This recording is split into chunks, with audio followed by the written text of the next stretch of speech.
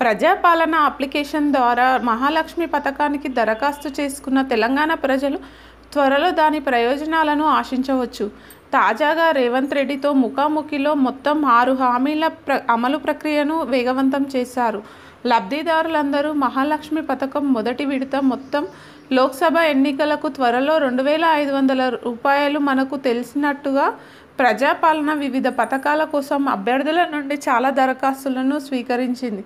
Application డేటాను త్వరలో digitalise చేయడానికి అధికారులు తమ వంతు ప్రయత్నం చేస్తున్నారు. ప్రజాపాలన దరఖాస్తుకు సంబంధించిన డేటా ఎంట్రీ పురోగతికి సంబంధించిన వివరాలను రేవంత్ రెడ్డి సేకరించారు మరియు వీలైనంత త్వరగా పూర్తి చేయాలని ఆయన మండలాలు మరియు కార్యాలయాలను ఆదేశించారు. ఎందుకంటే లోక్సభ ఎన్నికలకు ముందే అన్ని పథకాలను అమలు చేయాలని కాంగ్రెస్ ప్రభుత్వం లక్ష్యంగా పెట్టుకుంది. తెలంగాణ అంతటా ఉచిత టీఎస్ఆర్టీసీ బస్ ప్రయాణం చేయబడింది. 2,500 రూపాయల నెలవారీ నగదు సాయం, గ్యాస్ సిలిండర్ల లభ్యత 500కే. ఈ 2 ప్రయోజనాలు అమలు పురోగతిలో ఉన్నాయి. దీనికోసం లోక్సభ ఎన్నికలలోపు వాటిని పూర్తి చేయాల్సిన అవసరం సీఎంకి ఉంది.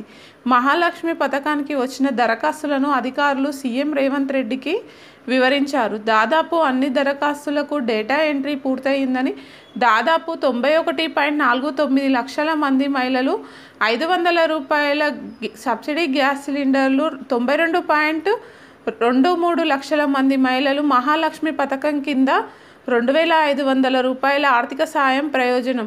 ఈ 2 ప్రయోజనాల కోసం మాత్రమే అన్ని ఇతర పథకాల కంటే అత్యధిక సంఖ్యలో దరఖాస్తులు అందాయి. అప్లికేషన్ డేటా నమోదు దాదాపు పూర్తయినందున ప్రతి ఒక్కరూ తమ దరఖాస్తు స్థితిని తనిఖీ చేసుకునే అవకాశం అందించబడుతుంది. అభ్యర్థులు తమ దరఖాస్తు వివరాలు డిజిటలైజ్ అయ్యాయా లేదా అని మరియు నమోదు చేసిన వివరాలు సరైనవా కాదో తనిఖీ చేయవచ్చు. నమోదు చేసిన వివరాలు సరిగ్గా లేకుంటే లబ్ధిదారుల వివరాలను ధృవీకరించడానికి మరియు దరఖాస్తును ధృవీకరించడానికి ప్రభుత్వ అధికారులు ఇంటింటికి ధృవీకరణ కోసం మీ స్థలాన్ని సందర్శించబోతున్నారు. అవసరమైన పత్రాలను వారికి చూపించడం ద్వారా మీరు వివరాలను సరిచేయవచ్చు. వీలైనంత త్వరగా ఫీల్డ్ వెరిఫికేషన్ ప్రారంభించాలని రేవంత్ రెడ్డి అధికారులను కోరారు.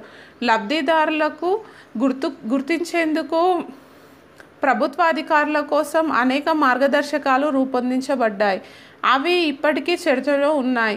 ఉప ముఖ్యమంత్రి మల్లు భట్టి విక్రమార్క 6 హామీలపై మంత్రివర్గ ఉపసంఘం సమావేశం ముగిసిన తర్వాత అన్ని పథకాలకు లబ్ధిదారులను గుర్తించడానికి అధికారులను ఈ మార్గదర్శకాలకు ఖరారు చేస్తారు.